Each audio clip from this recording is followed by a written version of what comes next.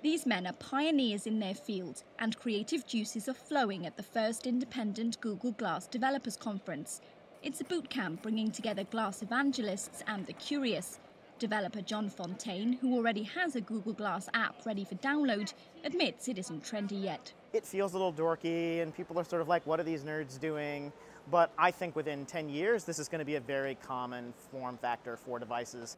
Although the Glass platform isn't widely available to the public, these developers still want to learn how to code for it.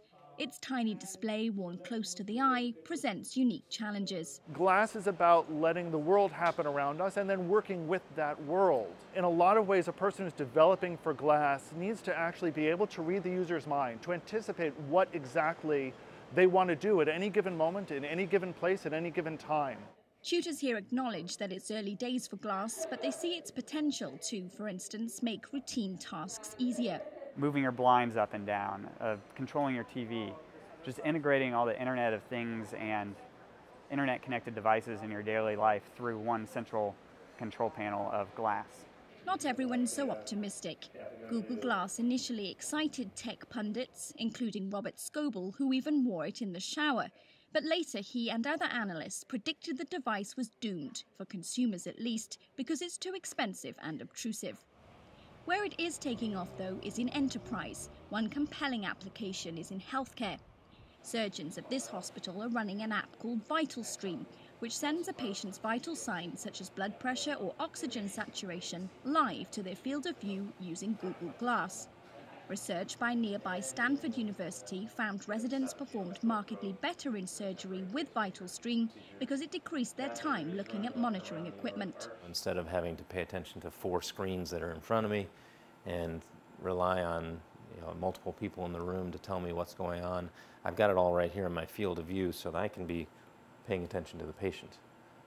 It just consolidates all that information so that the focus is where it should be, which is on the patient. The surgeon's point of view can also be streamed directly to an iPad anywhere, and someone consulting on the procedure can remotely add annotation, then send real-time feedback. VitalStream was developed by Dr. Oliver Alami, himself a surgeon, software engineer Aaron Vargas, and Ash Eldridge, a glass enthusiast. Eldridge says it hasn't been hard to win over the medical community. As soon as we put this on a surgeon's head, their eyes light up, and it's always brilliant to see. They really see how it's instantly valuable and how it's going to make them closer to the data and more focused on their patients.